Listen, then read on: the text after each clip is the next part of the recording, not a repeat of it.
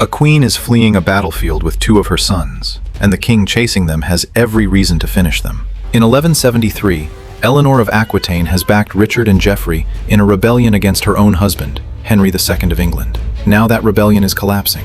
Henry's men can capture the princes. His youngest son, John, even urges him to kill them. Henry refuses. Whatever they've done, they're still his wife and children. He lets the boys escape. Eleanor isn't so lucky. She's arrested, locked away, and spends the next 10 years paying for the one crime Henry can never forgive, trying to take his kingdom while he's still alive.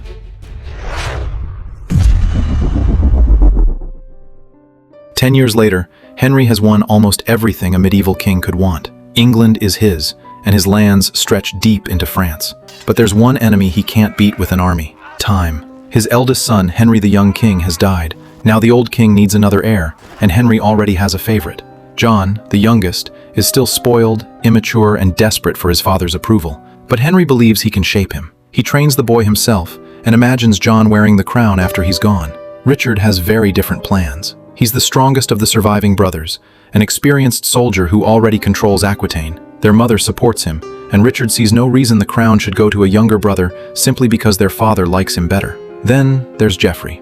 Nobody seems to want Geoffrey. He's educated, observant, and probably the smartest person in the family, but that's exactly what makes him dangerous. Richard has his army, John has his father's love. Geoffrey has learned to survive by understanding what everybody else wants, and figuring out how to sell it back to them. Henry decides to bring all of them together for Christmas at Chinon. Richard comes. Geoffrey comes. Eleanor is temporarily released from prison, and Henry also invites the young king of France, Philip II. If this sounds less like Christmas and more like putting 6 lit torches beside a barrel of oil, Henry knows it too. He simply believes he's the one man clever enough to control the explosion. The first problem is Alais. Alais is Philip's sister, a French princess who was sent to Henry's court as a child. For years, she's been promised to Richard. Her marriage comes with the Vexin, a small but strategically vital territory that gives Henry military pressure against Paris. There's just one complication. Alais has become Henry's lover. Henry, I can't be your mistress if I'm married to your son. She doesn't want to be passed from the father's bed into the son's marriage simply because a treaty says so. Henry doesn't want to lose her either. But Philip has finally come of age, and he's no longer willing to let Henry ignore the agreement. His demand is simple. Richard marries Alais, or France gets the Vexin back. Henry has no intention of surrendering either one. Then Eleanor arrives. How was your crossing? Did the channel part for you? It went flat when I told it to. I didn't think to ask for more. After 10 years of imprisonment, she returned to the palace as if she had only been gone for an afternoon. She immediately saw the entire battlefield clearly. Henry wants John on the throne. Eleanor wants Richard. Geoffrey wants someone to remember he exists. And every one of them has something another person needs. The strange thing is that Henry and Eleanor don't behave like two people who simply hate each other. Their marriage is wreckage, but the fire inside it never completely went out. They can insult each other with surgical precision, then remember a time when they were young, ambitious, and inseparable. My lord. Your Grace.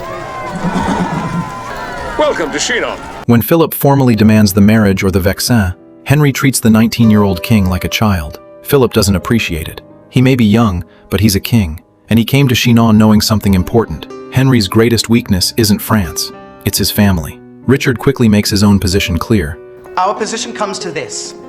You either hold the marriage or return the Vexin. Elise marries Richard, or we'll have the county back at once. Oh, Philip. Henry suddenly appears to surrender. In front of the family, he announces that Richard will succeed him. I want you to succeed me, Richard. He'll even give Richard Alais. John is devastated.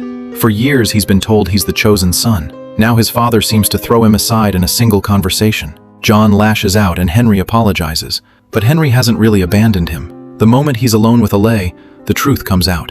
Henry still intends to make John king. Naming Richard is another move on the board. What Henry needs now is Aquitaine. If he can strip that enormous territory away from Richard and place it in John's hands, he can rebuild John's position. And to get Aquitaine, he needs Eleanor. Eleanor has her own fight with Richard.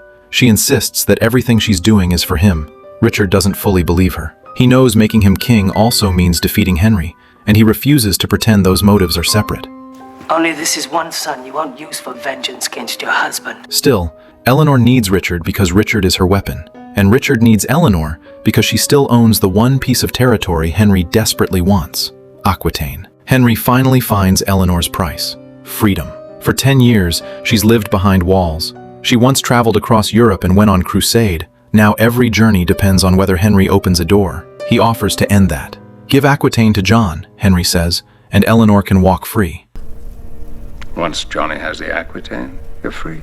It's brutal, because both of them know exactly how valuable the offer is. Aquitaine isn't just land to Eleanor. It's her inheritance, her political power, and the foundation of Richard's strength. But freedom is the one thing she cannot take by force. I'll sign. On one condition. Name it. Have the wedding now. The arrangement seems perfect on paper. Eleanor gets freedom, John gets Aquitaine, Richard gets a lay. Philip gets the marriage his treaty demands. Then the human beings involved ruin everything. Richard refuses to go through with it. Alay doesn't want to be traded. Henry refuses to let anyone force his hand. Within minutes, the grand compromise collapses into another family war. Damn your wedding and to hell with your position. You don't dare defy me! Don't I? Richard openly challenges his father, arguing that as the surviving elder son, the succession is his. Henry refuses to recognize any automatic right to the throne. We'll have the broadswords now! Oh! This minute! No. On the battlefield! So we're at war. Yes, we're at war. I have 2,000 men at Poitiers. Well, call. Father and son are now talking about war as casually as other families might discuss dinner. Henry restricts Richard inside the castle until the prince accepts John as the future king. For a moment, Henry feels powerful again, but the victory doesn't last, because Geoffrey has already found another route to the throne. He goes to John and tells him the truth. If they wait, Richard may take everything. So they need an ally strong enough to change the balance. Philip. John hesitates, because joining France against Henry means betraying the father who has loved him more than anyone else. Geoffrey makes the choice sound simple. Either John acts now, or he becomes irrelevant. Soon the two brothers are dealing with Philip behind Henry's back. Eleanor learns about it, and instead of protecting John, she sees an opportunity. If Henry discovers that his beloved youngest son is conspiring with France, John's position could collapse overnight. Then, Richard is back in the game. So Eleanor begins maneuvering too. Now everyone is secretly negotiating with Philip, believing the young French king is merely a tool. They've badly underestimated him. Richard eventually meets Philip alone. Their conversation reveals something Henry doesn't know. I thought, I can't think why, of when you were in Paris last. Can it be 2 whole years ago? It can. I need an army, Philip. It would take the cold away. I must have soldiers. Years earlier, Richard and Philip had shared an intimate relationship. For Richard, whatever happened between them carried real emotion. He remembers wanting something more than politics. Philip has a much colder version of that memory, and he realizes Richard's feelings can still be used.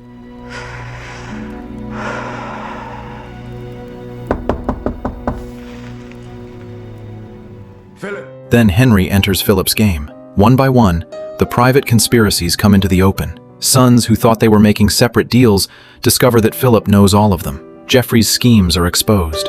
Richard's position is exposed. And finally, John, the one son Henry believed was truly his, is revealed as another conspirator. Philip even turns Richard's private history with him into a weapon in front of the king. He found me first when I was 15. We were hunting. It was nearly dark. My horse fell and I was thrown. I awoke to Richard touching me. "Philip, do you love me?" And I said yes. Do you know why I said yes? So someday I could tell you all about it. You cannot imagine what that yes cost me. No, it wasn't like that! But it was. You loved me. Never. I'll go tell your mother. She'll be pleased. She knows. She sent me. Thank God I have another son. Thank God for John. And who shall we thank for Geoffrey?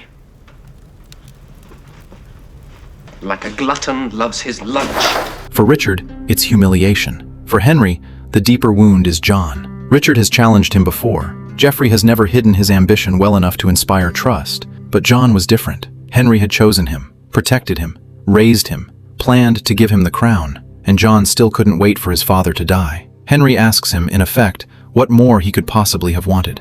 John has no answer that can save him, because that's the poison at the center of this entire family. The sons want what Henry has. Henry can only give them all of it by dying. Suddenly, Henry doesn't see 3 possible heirs. He sees 3 men waiting for his death. He rejects all of them. As far as he's concerned, he has no sons. None of you will get my crown. I leave you nothing, and I wish you plague. May all your children breach and die. My boys are gone. And if none of these 3 deserves his kingdom, Henry decides he'll start again. He considers going to Rome, having his marriage to Eleanor annulled, marrying Elias and producing a new legitimate heir. It's an insane solution to an impossible problem, but Henry is desperate enough to believe in it. Eleanor immediately attacks the weakness in the plan. I mean, you can't think Richard is going to wait for your grotesque to grow. In the middle of that argument, the political masks slip again. Henry and Eleanor remember what they once were. She remembers the young Henry she loved before years of affairs, betrayals, Thomas Becket, rebellion and prison turned marriage into permanent warfare. Henry admits he still needs her. For a brief moment, he even backs away from the idea of ending the marriage. That might sound like reconciliation. It isn't. With these 2, tenderness never lasts long enough to become peace. William, tell her to pack. She leaves at light. And arrest the boys. Hurry your asses!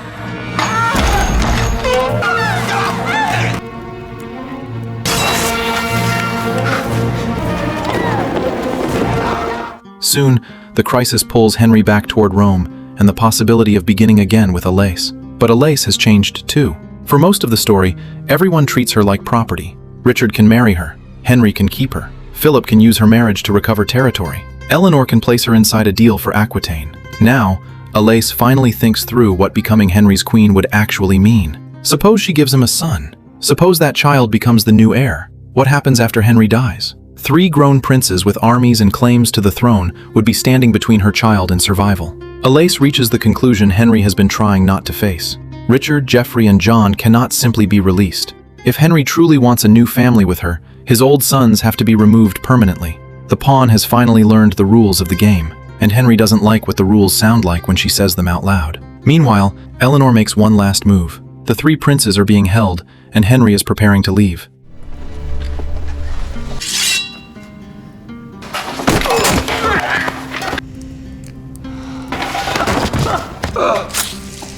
Eleanor reaches her sons and brings knives. At first, the plan is escape. Why run at all? I think we ought to stay. What? Stay here? Until Henry comes. He will come, won't he? And he'll come alone.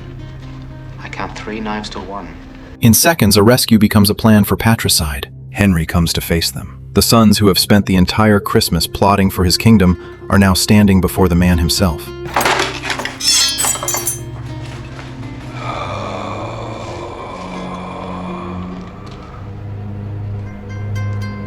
Brave boy.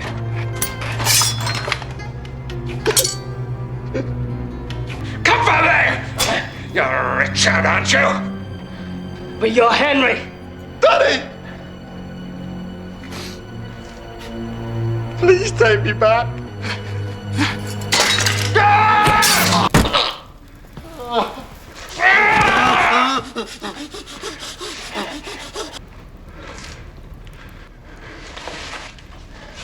And Henry wins the immediate confrontation. But this time, he doesn't merely threaten them. As king, he sentences Richard, Geoffrey, and John to death, all 3. The execution is to happen at Chinon. After everything they've done, Henry finally has the legal power, the anger, and the opportunity to end the problem forever. Kill the sons who betrayed him, marry Alice, create another heir, start again. For one terrifying moment, the future of the entire dynasty seems to depend on whether a father can order the deaths of his own children. And when the moment comes, Henry discovers he can't. All the power in his empire cannot make him cross that final distance. He can imprison them, he can curse them, he can fight them on battlefields, he can take their lands and deny their inheritance, but he cannot finish them. I couldn't do it. That's the limit of the lion's power. Afterward, Henry is exhausted, and Eleanor has almost nothing left either. Their children have betrayed them. Their plans have collapsed. The crown remains undecided. The family that spent Christmas fighting over the future hasn't solved the future at all. Eleanor talks as though there may be nothing left worth hoping for. Then she realizes something. They're still alive. Henry is alive. She is alive. Their sons are alive. And as long as that's true, this war isn't over. Eleanor returns to captivity. I hope we never die! So do I! Richard still wants the throne. John still wants his father's love and crown. Geoffrey is still Geoffrey. Philip goes back to France with a much clearer understanding of the family he can exploit, and Henry remains king, for now. After rebellion, imprisonment, secret alliances, a collapsed marriage deal, plans for patricide, and 3 death sentences, almost everyone ends up exactly where they started. That's the cruel joke of this Christmas. No one wins the kingdom. No one escapes the family. Eleanor can admit Henry won this round because she already knows there will be another round, another scheme, another betrayal, maybe even another Christmas. The lion survives the winter, so do all the cubs waiting for his crown.